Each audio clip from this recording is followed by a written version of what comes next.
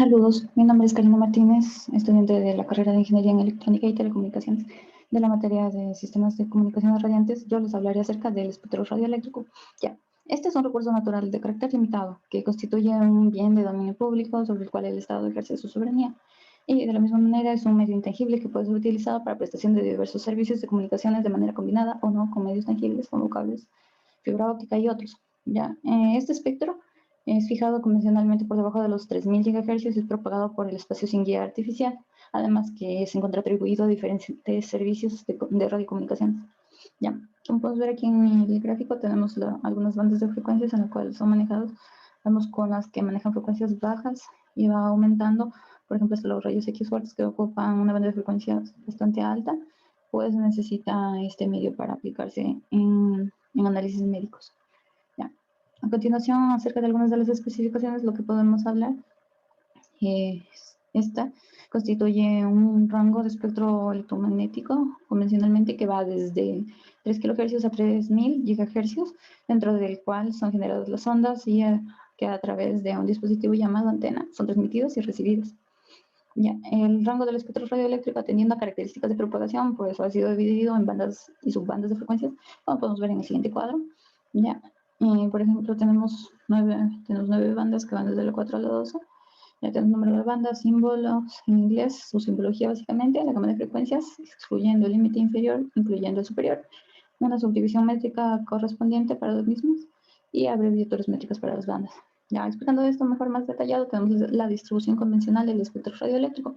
Ya, aquí lo que tenemos entonces es, por ejemplo, tenemos las siglas, la denominación, la longitud de onda en lo que trabajan, la gama de frecuencias, tenemos características y tenemos algunos de sus usos. Ya, entonces, eh, para la, para la VLF, para la banda de frecuencias VLF, Very Low Frequencies, frecuencias bajas, bueno, muy bajas, la longitud de onda va de 30.000 a 10.000 metros, una gama de frecuencias de 10 kHz a 30 kHz. Ya, lo que tenemos es también algunas de sus características, es la propagación por onda de tierra, una atenuación débil, características estables, ¿ya? Y nos permite, digamos, realizar enlaces de radio a gran distancia. Tenemos en Low Frequencies, LF, frecuencias bajas van de 10.000 a 1.000 metros y su gama de frecuencias de 30 kHz a 300 kHz. Es bastante similar al anterior, pero es menos estable. Permite realizar enlaces de radio a gran distancia, ayuda a la navegación aérea y marítima. Cambio medio frequencies, MF, porque frecuencias medias, va de 1000 a 100 metros y su gama de frecuencias va de 300 kHz a 3 MHz. Igualmente similar al anterior, pero tiene una absorción elevada durante el día y una propagación prevalentemente ionosférica durante la noche. Permite lo que es la radiodifusión, digamos, la que es HF, High Frequencies, frecuencias altas, va de 100 a 10 metros, una gama de frecuencias de 3 a 30 MHz, una propagación prevalentemente ionosférica con fuertes variaciones estacionales y en las diferentes horas del día y la noche. Permite realizar comunicaciones de todo tipo a media y larga distancia. Y ahora viendo de VHF, Very High Frequencies, frecuencias muy altas, va de 10 a 1 metro. Su longitud de onda, la gama de frecuencias de 30 a 300 MHz y prevalece la propagación directa, esporádicamente propagación ionosférica o troposférica. Permite realizar enlaces de radio a corta distancia, televisión, frecuencia modulada. UHF, en cambio, Ultra High Frequencies, frecuencias ultra altas, va de 1 metro a 10 centímetros su longitud de onda. La gama de frecuencias, en cambio, va de 300 MHz a 3 GHz y exclusivamente realiza propagación directa con la posibilidad de enlaces por reflexión o a través de satélites artificiales. Ya, además permite realizar lo que son enlaces de radio, radar, ayuda a navegación aérea, lo que es televisión también. Y tenemos ahora SHF, Super High Frequencies, frecuencias super altas, que va de 10 a 1 centímetro su longitud de onda, gama de frecuencias de 3 a 30 GHz y características iguales a la precedente. Y algunos de sus usos son radar y enlaces de radio. Para EHF va en cambio extra high frequencies, frecuencias extra altas, en cambio va su longitud de onda de 1 centímetro a 1 milímetro. La gama de frecuencias de 30 GHz a 300 GHz, características iguales a la precedente, usos iguales a la precedente, y la última EHF se define casi de la misma manera, puesto que son frecuencias demasiado altas, y bueno, tiene una longitud de onda aún menor, por ejemplo, va de 1 milímetro a 0.1 milímetro, y su gama de frecuencias en cambio va de 300 GHz a 3000 GHz, teniendo características y usos iguales a los precedentes. Ya. Ahora hablando de lo que son características o parámetros técnicos asociados a la utilización del espectro radioeléctrico, lo que tenemos es la propagación, la cual es, digamos, una habilidad para propagarse por el espacio sin el concurso de un guía artificial. Su alcance depende fundamentalmente de parámetros técnicos de potencia y frecuencia, correspondiente a cada una de ellas con un valor propio de atenuación. Entonces, a menor frecuencia se tiene una menor atenuación y una mayor cobertura en distancia.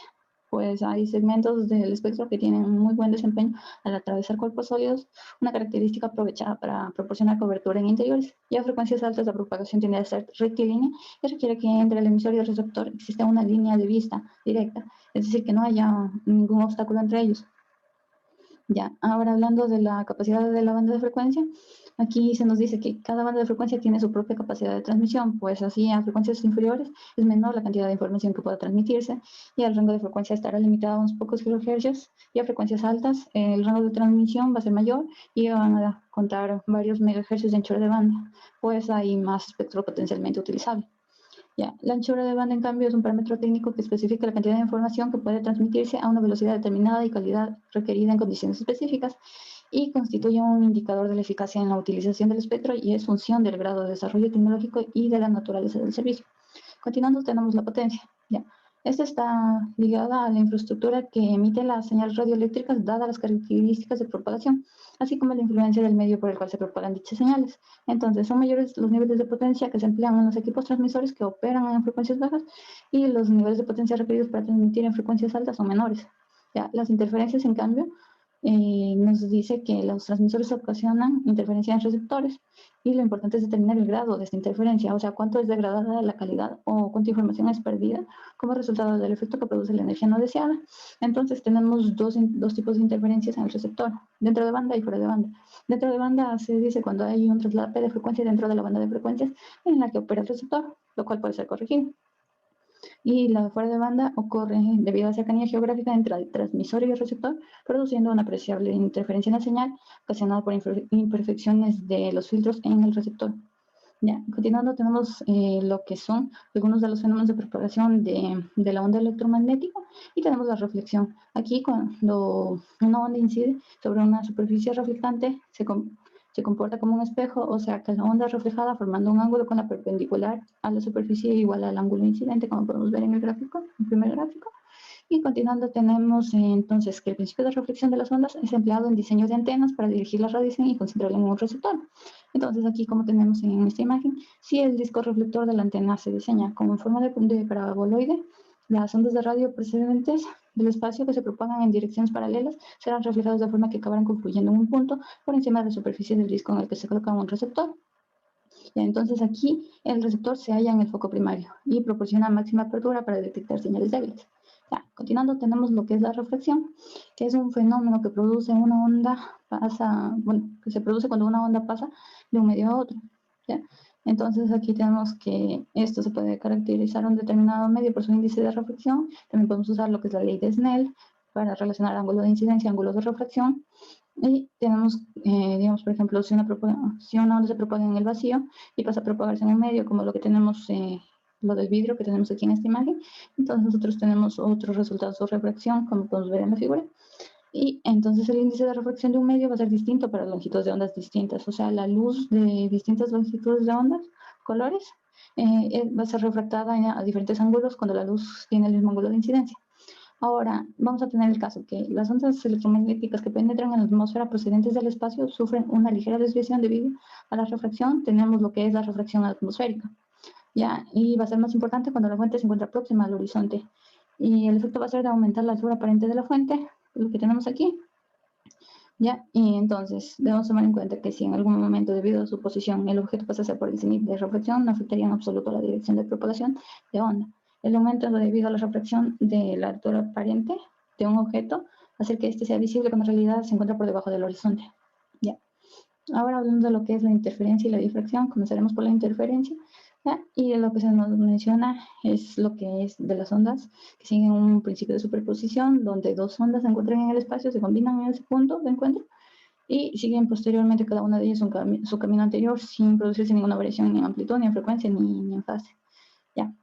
Entonces, lo que tenemos aquí, que al momento que dos ondas coinciden en el espacio, su interacción permanece mientras dura dicha coincidencia, como se mencionó, y para que se produzca lo que es la interferencia, entonces, dos ondas superpuestas y viajando en la misma dirección, la interacción va a ser permanente, entonces en ese momento va a haber interferencia, porque aquí será la suma de dos ondas iniciales y lo que tendremos básicamente será la misma onda inicial, solo que con mayor amplitud, sin variar ni amplitud ni frecuencia.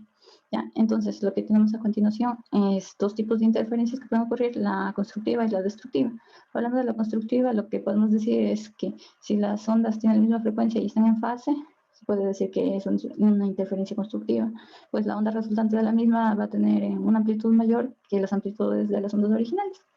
Y si las ondas, en cambio, se encuentran desfasadas 180 grados, vamos a hablar de una interferencia destructiva, pues tendrán amplitudes iguales y la amplitud de onda resultante va a ser cero al momento que se suman.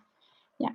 Ahora, hablando de lo que es la difracción de las ondas, decía que la interferencia tiene un papel muy importante porque cuando la radiación electromagnética encuentra un obstáculo a su paso, la dirección de propagación de los rayos próximos al borde del obstáculo va a sufrir una desviación y la desviación es en general lo suficientemente pequeña como para que apenas nos demos cuenta que eso haya ocurrido. Y eso básicamente es lo que es la difracción. Ya, estos efectos son más visibles si la luz que produce el fenómeno es monocromática, así como podemos ver aquí. O sea, si estará compuesta de ondas de la misma frecuencia. Ya, y este es un patrón de difracción de una estrella con un telescopio óptico. Ahora, hablando de lo último, que sería el efecto Doppler, ya, este consiste en una variación aparente en la longitud de onda y lo que sería la frecuencia de una onda cuando existe un movimiento relativo entre el emisor y el observador. Ya, aquí este efecto se produce con las ondas sonoras también, es causante de que cuando un coche, por ejemplo, con sirenas es cerca de nosotros escuchamos el sonido más agudo y la longitud de onda es acortada. Cuando se aleja, en cambio, el sonido es más grave, pues la longitud de onda es alargada. En la figura que podemos ver aquí se ve ese efecto. Entonces, si un cuerpo emite una onda de determinada frecuencia y este cuerpo se aleja de nosotros, la radiación que nos llegará tendrá una frecuencia menor a la emitida realmente. ¿Ya? Y si el cuerpo se está acercando, lo que apreciaremos será un aumento de la frecuencia. ¿Ya? Y eso sería básicamente todo. Muchas gracias.